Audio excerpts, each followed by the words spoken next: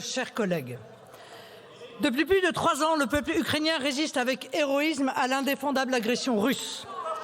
Et c'est donc vers les millions de morts, blessés, déplacés ou réfugiés et leurs familles que je souhaite me tourner en commençant mon propos. Si cet héroïsme nous oblige, il nous force aussi à la franchise. Je l'ai dit à maintes et maintes reprises, il ne peut y avoir d'issue militaire à ce conflit. L'Ukraine ne peut pas gagner contre la Russie sans l'entrée en guerre de l'OTAN, qui n'est pas une option compte tenu des risques d'escalade vers une guerre mondiale entre puissances nucléaires. Et heureusement, grâce au courage et à la résistance des Ukrainiens, soutenus par les puissances occidentales, la Russie ne peut pas non plus sortir vainqueur de ce conflit. Bien sûr, la France a eu raison de soutenir aux côtés de ses alliés l'Ukraine et les Ukrainiens, et je salue ces milliers de Français qui ont accueilli les réfugiés de cette guerre, ces maires qui ont, comme Louis Alliot à Perpignan, ouvert leur commune à ceux qui fuyaient les combats, tout comme je salue l'engagement de nos soldats, que ce soit pour tenir une posture de dissuasion dans les pays baltes ou en Roumanie, ou pour former les soldats ukrainiens. Ce soutien est d'autant plus honorable qu'il a lieu dans un contexte budgétaire fortement dégradé. Monsieur le Premier ministre, il serait d'ailleurs de bonne politique de fournir à la représentation nationale un bilan des aides fournies à l'Ukraine, y compris à travers l'Union européenne. Ce bilan devant notamment permettre de comprendre enfin à quoi servent finalement les intérêts des avoirs russes gelés qui ont, j'ai l'impression, été promis comme source de financement pour bien trop de sujets. Malgré cela, il est aussi permis de s'inquiéter de l'abandon progressif par la France de son rôle singulier de puissance d'équilibre, passant d'un extrême à l'autre au cours des derniers mois, sans ligne politique clairement définie et encore moins comprise. Une politique étrangère et de sécurité efficace et conforme à nos intérêts se fonde sur les faits, sur les réalités, sur la compréhension des failles que les rapports de force peuvent nous permettre d'exploiter pour faire prévaloir nos objectifs, bien davantage que sur les emportements, les émotions, voire les manifestations d'hubris. Nous allions mettre la Russie à genoux, annonçait un ministre des Finances déjà oublié.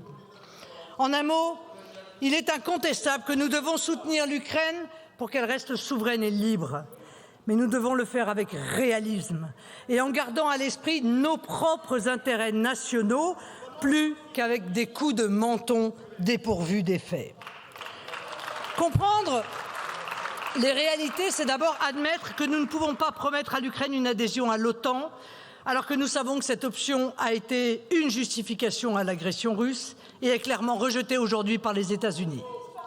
De même, l'adhésion de l'Ukraine à l'Union européenne va incontestablement à l'encontre de nos intérêts. Cette adhésion coûterait des milliards d'euros à la France.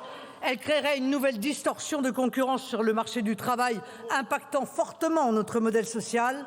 Et sa première conséquence serait à coup sûr la ruine de nos agriculteurs par l'effet conjugué de la baisse massive de la PAC pour la France et par la concurrence déloyale que créerait cette adhésion. Le soutien à cette double adhésion apparaît donc soit comme une tromperie, soit comme un risque majeur pour la paix et pour nos intérêts. En février, j'écrivais aux Français, en février 2023, j'écrivais aux Français, il est parfois plus difficile de faire la paix que de se laisser entraîner dans le flot des événements. Les logiques de bloc ou les passions irraisonnées, c'est le propre des grandes puissances de savoir s'en extraire pour rechercher avec une sereine autorité les moyens de la diplomatie. C'est la vocation historique et morale de la France, dans une position indépendante, de faire entendre la voix d'un pays dont le sacrifice dans les guerres donne crédit à sa volonté sincère de paix. Jamais ces dernières années, le monde n'a eu autant besoin de la France, de sa voix, de la bienveillante autorité de sa diplomatie, de ses capacités d'influence sur les grandes puissances. Alors que je considère qu'en matière de politique étrangère, l'un des maîtres mots doit être la constance. Les virevoltes du président de la République sur le conflit ukrainien n'ont pas permis à la France de peser significativement. Et c'est à Riyad et à Istanbul que cela se passe, et malheureusement sans nous.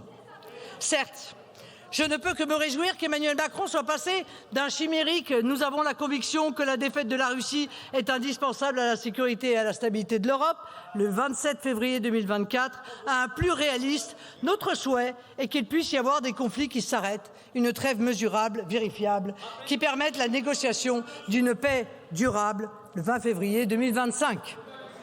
Je ne peux néanmoins que constater ce grand écart conséquence d'une politique de gribouille peu lisible, évoluant au jour le jour, sans vision construite.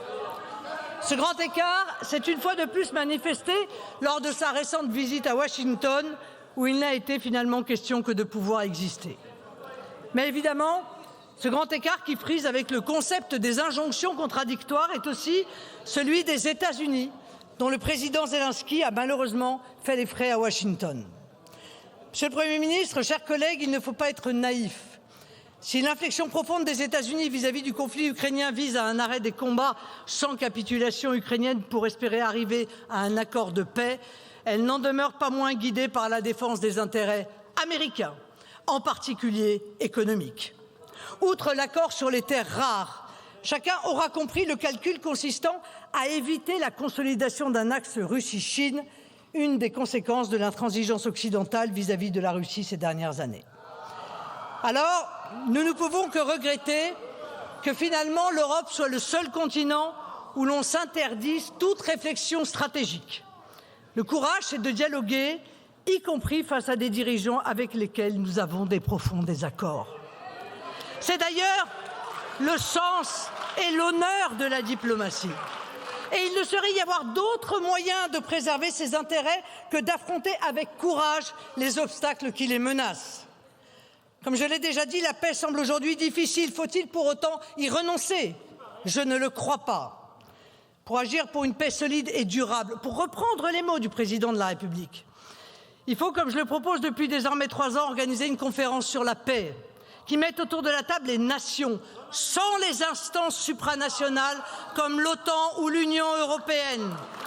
Les nations qui ont un intérêt dans la stabilisation de la région.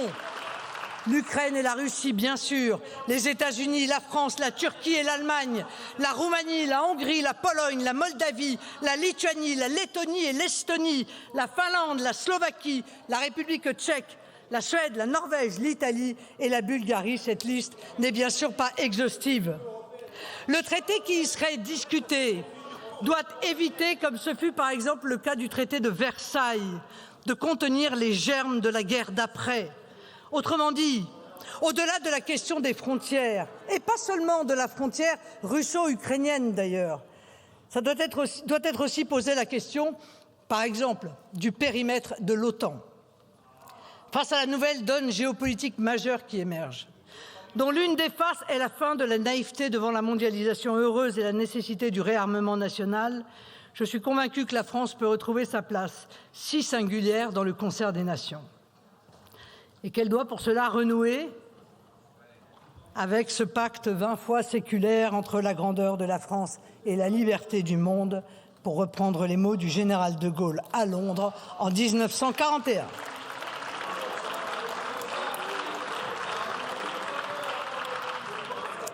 Alors que ce conflit, comme celui tout aussi dramatique qui se déroule loin des caméras entre le Rwanda et la République démocratique du Congo, illustre une remise en cause du droit international, alors que dans bon nombre de nations, nous constatons l'arrivée aux responsabilités de dirigeants qui font de la défense des intérêts de leur pays un objectif premier de leur politique. Je reste convaincu que la France a encore quelque chose à offrir au monde. Historiquement, la France a toujours défendu les nations et leur liberté. Elle doit renouer avec sa vocation de puissance de paix et de concorde. C'est dans ce sens que, vous le savez, j'ai proposé il y a quelques mois une déclaration des droits des peuples et des nations pour offrir un outil supplémentaire dans le droit international. Cet outil vise non seulement à préserver la sécurité des peuples et des nations, mais aussi leur liberté face aux ingérences étatiques ou privées. Puisque j'évoque la question de la sécurité des nations et que vous avez, Monsieur le Premier ministre, évoqué cette question dans votre déclaration, il m'apparaît nécessaire de rappeler quelques principes clairs. Tant j'ai pu entendre récemment des propos et des propositions qui m'apparaissent extrêmement dangereuses pour notre pays. Grâce à la volonté du général de Gaulle, au savoir-faire de nos ingénieurs et à l'effort budgétaire consenti par les Français, notre pays est aujourd'hui l'une des rares nations dotées de l'arme nucléaire. La dissuasion permet à notre pays de vivre en paix depuis plus d'un demi-siècle et reste la clé de voûte de notre sécurité et de notre modèle d'armée.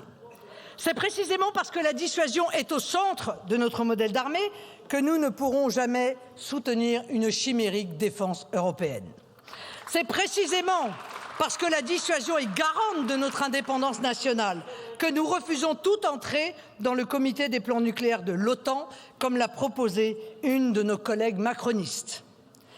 Depuis désormais quelques années et encore vendredi dernier, le président de la République, pourtant garant de l'indépendance nationale et donc de son plus puissant outil, l'arme nucléaire, par une communication au mieux hasardeuse, au pire parjure, fragilise notre modèle de dissuasion et malheureusement, ces propos ont percé à l'étranger, le partage de notre dissuasion devenant un sujet dans certaines capitales européennes.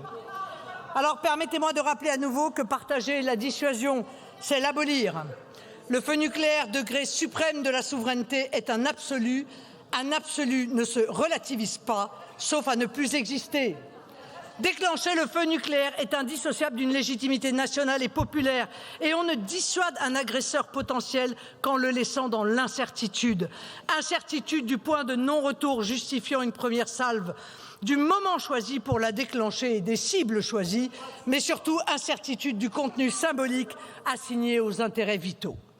Si nous refusons toute défense européenne, cela n'empêche nullement de lancer des coopérations industrielles avec nos partenaires européens. Surtout, cela n'empêche nullement nos voisins de choisir de s'équiper auprès de la base industrielle de défense française ou européenne, plutôt que de choisir quasiment systématiquement des équipements extra-européens, en particulier américains. Un seul exemple. Combien de pays européens sont équipés de Rafale? Un sur 27. Et je ne parle pas du symbole que représente le saut périlleux arrière de la Grande-Bretagne quelques heures après les décisions communes avec Emmanuel Macron. Je ne peux que me réjouir que le concept de priorité européenne soit désormais normalisé, mais je ne vois pas en quoi nous avons besoin de passer par le filtre souvent détériorant de l'Union européenne pour le rendre opérationnel. Je rappelle ici à Mme von der Leyen que la politique de sécurité et de défense n'est pas une compétence de la Commission, mais celle des États. Et que nous ne sommes pas dupes du modus operandi constant suivi par la Commission de s'arroger à chaque crise et contre les traités de nouvelles compétences. La sécurité de l'Europe ne passera pas par une défense européenne, mais par le renforcement concerté des défenses de chacune des nations européennes. L'effort de défense doit également passer par un renforcement de notre base industrielle qui a besoin d'une énergie abondante et bon marché, de simplification réglementaire et d'accès solide au financement. La réalité économique nous contraint à souligner que malgré les discours vaniteux, Emmanuel Macron et l'Union européenne portent une lourde responsabilité dans la crise profonde que vit notre industrie.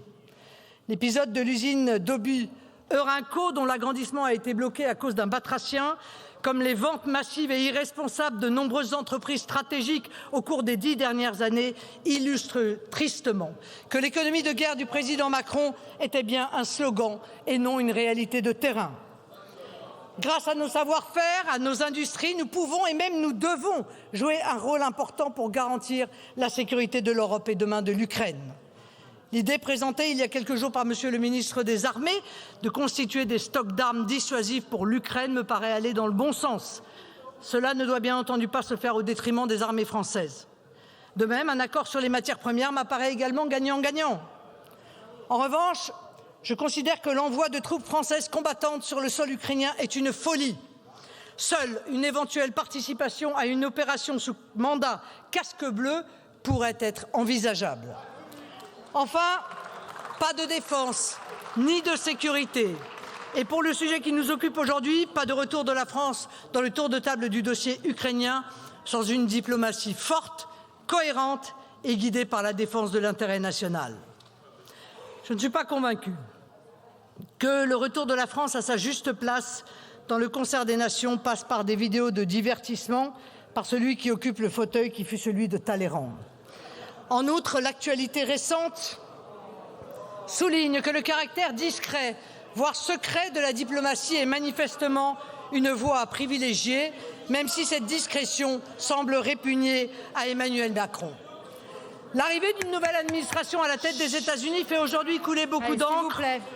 Je veux redire à cette tribune que si nous sommes alliés des États-Unis, nos intérêts ne coïncident pas forcément. Pour éviter tout risque de vassalisation, il faut sans cesse garder comme ligne de conduite la défense de l'intérêt de la France et des Français. Notre diplomatie, et je conclus, doit ainsi renouer avec ce qui fut sa force, le triptyque indépendance, équidistance, constance, qui donna pendant longtemps à la France cette voix singulière dans le monde, voix que beaucoup de pays, notamment africains, aimeraient entendre à nouveau, voix dont l'objectif doit être encore et toujours la paix. Je vous remercie.